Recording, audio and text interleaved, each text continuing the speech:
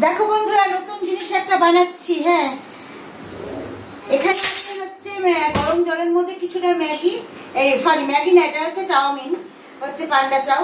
আমি এই গরম জলের মধ্যে, ফুটন্ত জলের মধ্যে দিয়ে দিয়েছি। এবার এটাকে একটুখানি সিদ্ধ হয়ে গেলে ভালো করে ছেঁকে আমি ছাঁকনিতে এটাকে আমি ছেঁকে নেব। তারপরে এটা আমি দিয়ে কি বানাই তোমাদের সাথে সেটা শেয়ার করবো। চলো দেখতে থাকো তাহলে বন্ধুরা। তা আমার এটা দেখো সিদ্ধ হয়েই গেছে। তাই এবার আমি এটাকে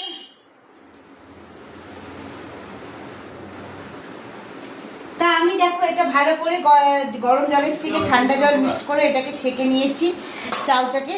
দেখো একদম সুন্দর করে এটাকে আমি একদম জলটাকে শুকনো করে নেবো। একটু 10 মিনিট ফ্যানের তলায় দেবো। 10 মিনিটও লাগবে না, 5 মিনিটে হলেই হয়ে যাবে। ফ্যানের তলায় এটাকে আমি একবারে শুকনো করে নেবো, যাতে এক ফোঁটাও জল না থাকে এই চাউটার ভেতরে। তা বাটির মধ্যে যেটুকুন আছে একবারে পরিষ্কার করে নিলাম। দেখো বেশ সুন্দর করে ঝরিয়ে আমি একটু ফ্যানের তলায় দেবো, যাতে এতে যতটুকু জল আছে জলটা যেন ঝরে যায়, একদম শুকিয়ে যায়। চলো দেখতে থাকো। তা বন্ধুরা, আমি এখানে কিছুটা কাঁচা বাদাম দেখো ভেজে তুলে রেখেছি। আর এখানে আমি চাউমিনটা ফ্যানের তলায় হচ্ছে দিয়ে রেখেছিলাম, যাতে জলটা হচ্ছে ভালো মতন ঝরে যায়, মানে শুকিয়ে যায়। তা জলটা খুব ভালো মতন দেখো শুকিয়ে গেছে। আর কড়াইয়ের মধ্যে দিয়ে দিয়েছি সাদা তেল। এবার আমি এটা হচ্ছে কি বানাবো, চলো সারপ্রাইজ দেখতে থাকো। কি বানাবো, কি বানাতে চলেছি, তাহলে বন্ধুরা তোমরা দেখতে থাকো কি বানাতে চলেছি।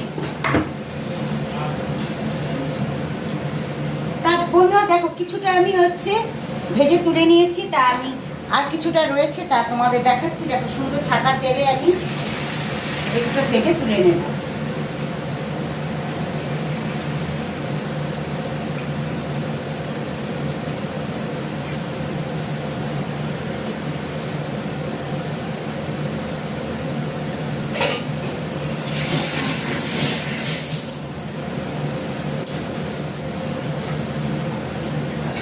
আর এটা ভাজার জন্য আমি ব্যবহার করেছি সাদা তেল। দেখো এটা সুন্দর বেশ একদম পুরোটা একটার সাথে একটা দেখো একদম গায়ে কিন্তু লাগেনি।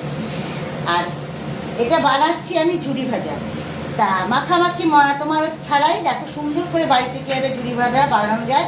আর এর মধ্যে তোমার হচ্ছে কারি পাতা হলে তোমরা পারলে দিতেও পারো, অপশান নেই যে দিতেই হবে। হ্যাঁ, তা দিতেও পারো, না দিতেও পারো। তা আমি এখন রাত্রিবেলায় এটা এখন করছি। কারি পাতা তোলার জন্য গাছ থেকে আর গেলাম না, রাতে তুললাম না। হ্যাঁ, না দিলেও চলে কারি পাতা।